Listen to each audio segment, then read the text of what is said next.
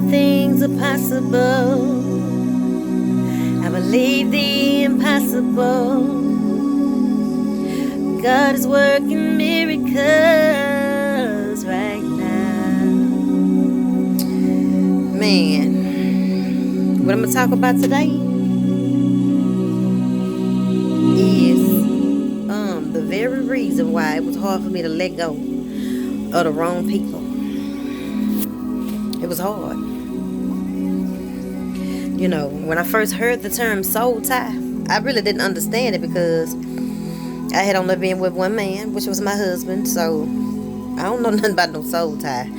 But after having a broken marriage and, you know, let me say me and him, before I ever even stepped outside of the marriage, it was 10 years then. I had been married for 10 years, only been with one man. And when it was broken and I was hopeless and I felt like, hold on, was it 10 years? No, 12 years of marriage. So when I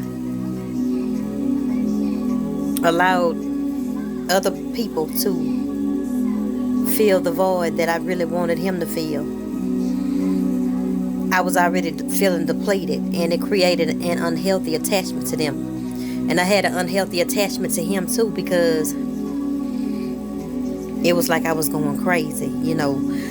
My abandonment, everything that I felt like he was giving me and I couldn't get from him anymore was on level 10.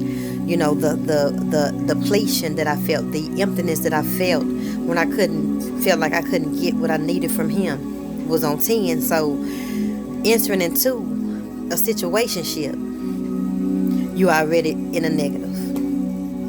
And remember, I was telling y'all, in order to heal from heartbreak, you need to recognize your attachment lifestyle. You know, you need to recognize if you the type of person that's codependent. Some people let people go easy like it ain't nothing, and some people latch on and develop unhealthy attachments. That's me. I'm one of those people that I have to be careful. And now that I know that about myself, I've learned from my mistakes now, and I've learned that I went into the wrong situations on E in a negative, in attachment. It was hard for me to let go, and that's how the soul tie was created.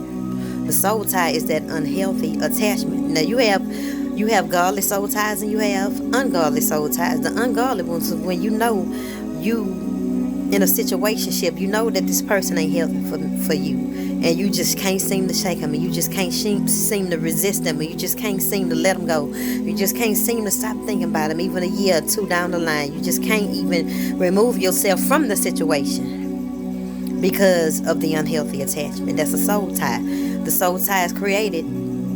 So you have the sexual ones and you have the emotional ones.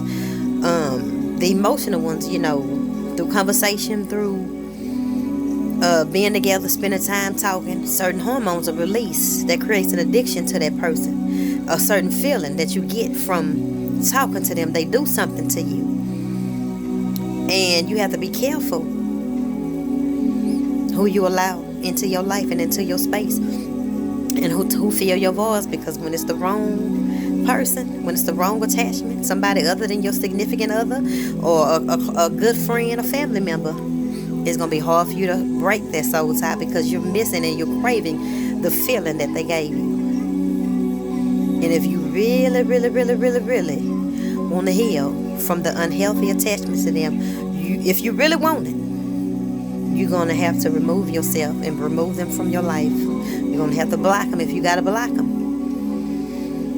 Block them if you got to block them. Stop talking to their family. With anything that stirs up, that strengthens the bond, that strengthens the tie that you have to them, you're going to have to let it go. That's the only way. And through prayer, meditation, speaking scriptures on it, giving your mind something to do, giving your mind an assignment.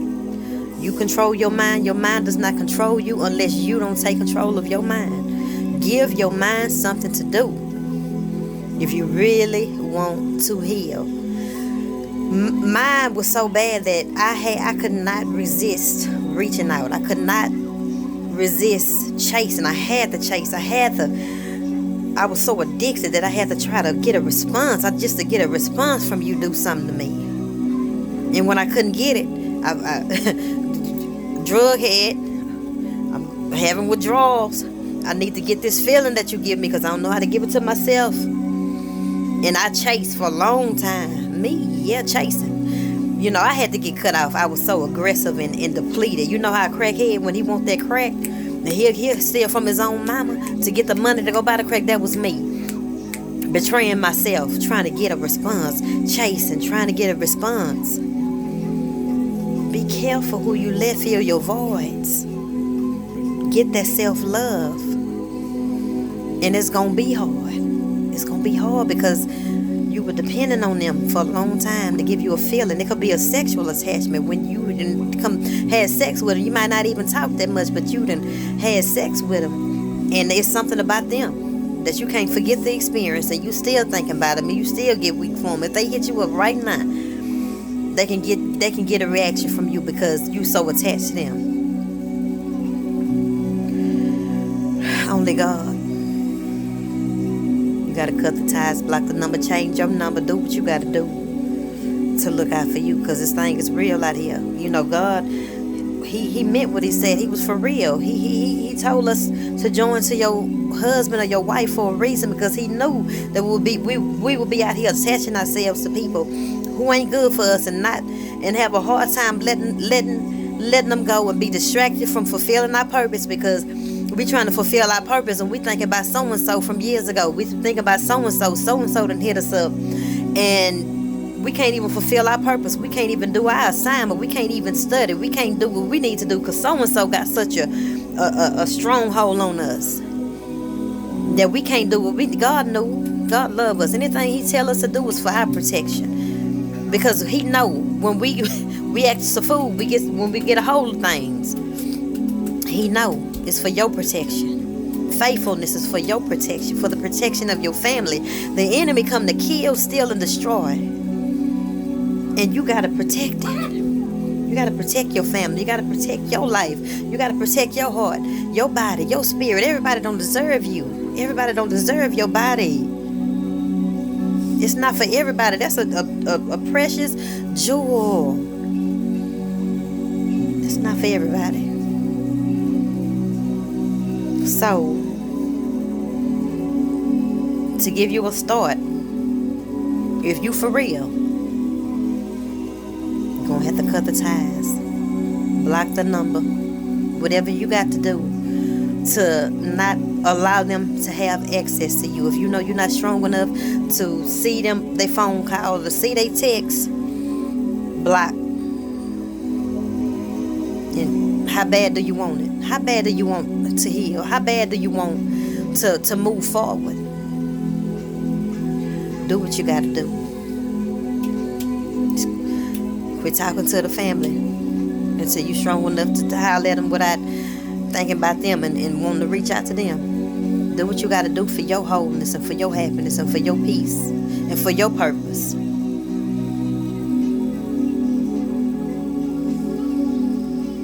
Start giving yourself the love you need. Pray. Get in God's presence. It's a little exercise I had where I write the name on a piece of paper and rip it up as a sign of ripping this soul tie in the spirit. Lord, I thank you for breaking it, Lord. I can't do it without you. It's only you can heal me. Only you can deliver me. Forgive me for going out and letting other things fill my voids.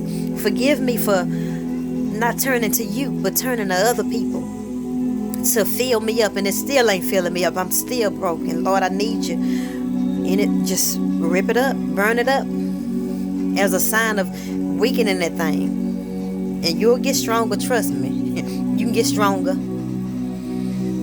Like I say, I couldn't even go. I was chasing. I couldn't let go. The soul tie was strong. It had me. Emotionally, it had me. But with the grace of God, I was able to love myself and nurture myself and allow God to minister to me and allow God to help me. That's the only way you're going to do it. Don't give the enemy access to you.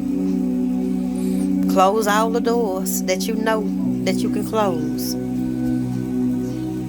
to protect yourself and to protect your peace and to protect your mind while you pursuing your healing and while you in your prayer time and while you focus on moving forward.